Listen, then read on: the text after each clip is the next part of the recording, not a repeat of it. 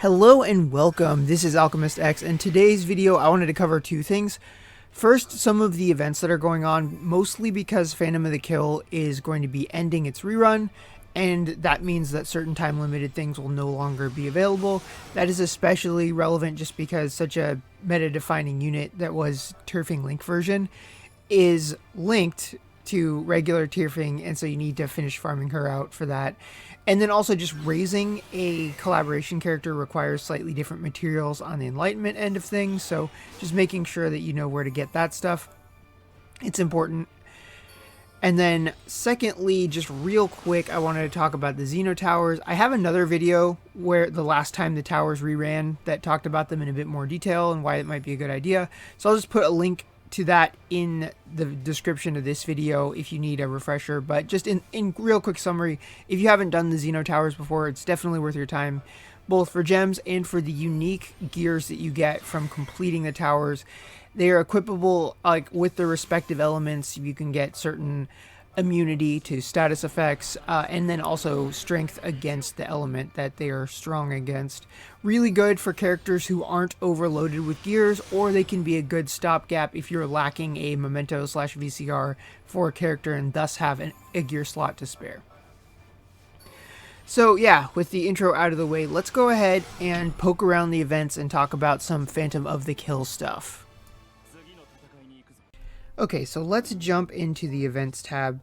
So before going into POTK stuff, there's a coin quest where you fight a bunch of demons, gets progressively harder.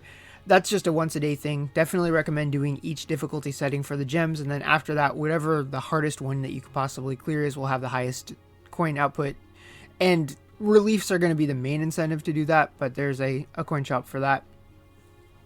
So, into POTK, the first two tabs are going to be hell levels. They are going to be good if you haven't cleared them to get things like otherworldly enlightenment pieces like sins, bubbles, retributions, that kind of thing. Because otherworldly characters have those unique item requirements. And then also, the otherworldly enlightenment shards are still one of the most scarce resources in the game. So, any instances of those that you can find, just try to grab them up, just because you have to use them very sparingly, and it's very possible that you got somebody, not Tierfing Link of course, but maybe somebody like Yggdrasil who could really use those shards, just because even with being able to farm them in the soul port, you're going to need a lot of shards, and they can really ease that burden. There is a daily farming for apples, that one's pretty self-explanatory. A couple of more hell levels, and then if you are needing to farm regular Tierfing, you're going to find her at the very bottom, quests 1 through 3. If you've got a good like map wide damage dealer, they should be weak enough. You should be able to clear it that way and auto repeat and get all the Tierfing shards that you need. And then if you haven't done the rank up quest, they just get progressively harder with each iteration, and you can get a bunch of gems that way. As far as the multiplay goes, there's two things that you would want to look for in multiplay. If you care about regular Tierfing as a unit and you're not just raising her to get the link mechanic for Tierfing Link version, then her job plus materials are going to be found in a multiplay stage. And then there's also another free character that you can get, which is regular Masamune. If you are anticipating Masamune getting a Link version, which I think is a reasonable assumption. It seems like if they're going to do it for Tierfing, I know that was tied to an anniversary, but maybe the next half anniversary for POTK, something like that, they might drop a Masamune Link version. She's also a free unit, so it would be equally viable to raise. So that's something that, if Masamune is a character you're a really big fan of, something to think about. So yeah, I just wanted to reiterate all of that because the event is going to be ending with next reset, and we just don't know how often it's going to rerun. It seems pretty erratic. Sometimes they're kind of close together, and other times it felt like it was kind of a while before the last POTK event. So with that out of the way, let's go ahead and take a look at the banners. And here we are at the banners. So first up is a very familiar sight, the voucher banners. I think that they're good if you are new or you have a very specific target in mind, like a rune set, but in general I don't think it's very worth it, because most of the stuff that you can get in the voucher shop you'll either get in the long run, or you can just farm it which might be a little bit more painstaking. Like even the perfect rune sets, I think that they cost too much. You'd end up spending less gems if you just waited for a perfect rune shop to show up and just get by on whatever you can farm in the meantime.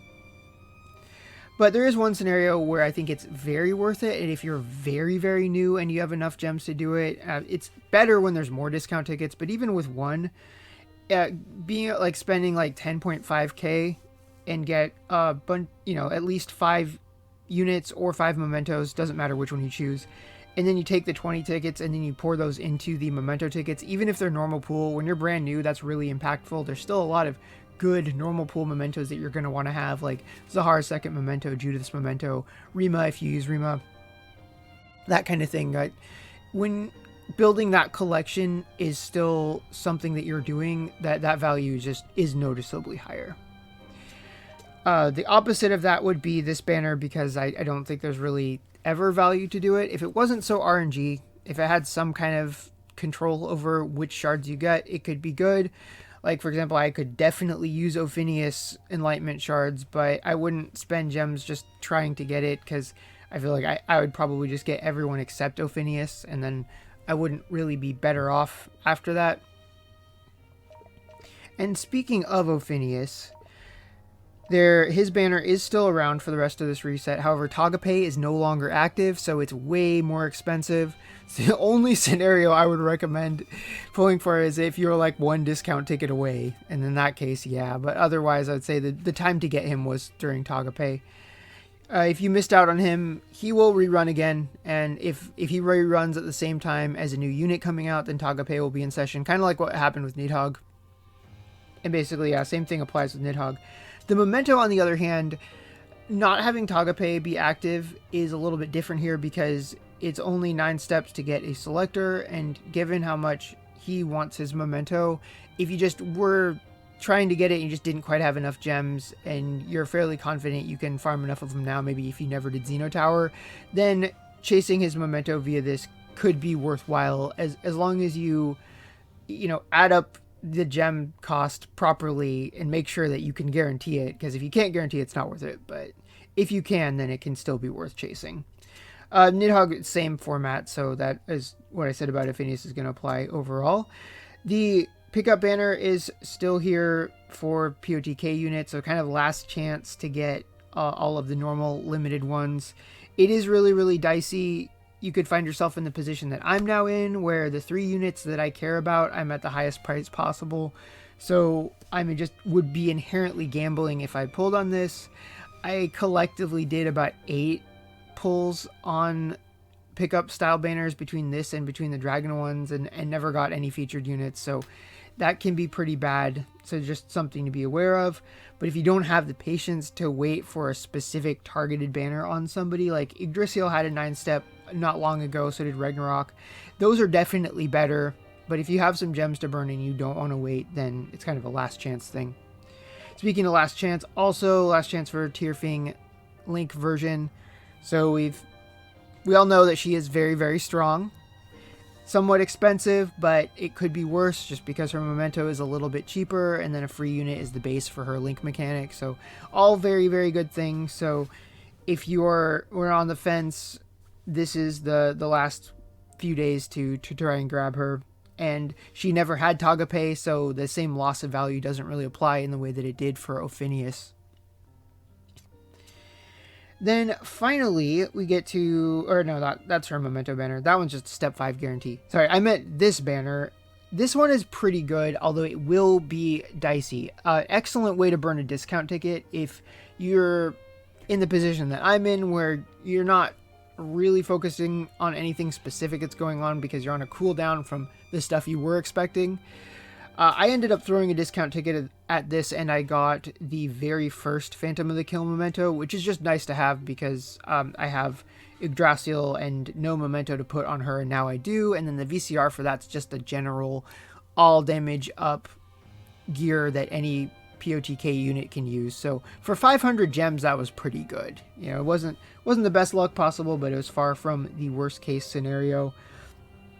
And then, if you have really, really bad luck, you're guaranteed at least one of them on step 5, but just the main draw is going to be that any 5-star that you get is going to be one of these featured mementos, and that's always a good format to have.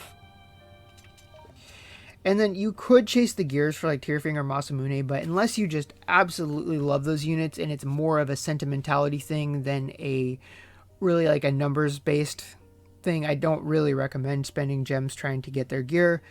If you could get like a gear selector for it, then maybe, but you could go a few laps and just never see them, so I don't recommend it. So yeah, that is all I've got for this week. Next week is going to be a little bit tricky because by the time the reset happens, I'm going to be away from home and I won't be able to record. Of course, I'll have my phone with me. I'll be able to make community posts, etc. But I probably won't be able to do a proper banner review, at least not until like the Monday afterwards. And depending on what the week looks like, if something is really, really important, I'll put it in a community post.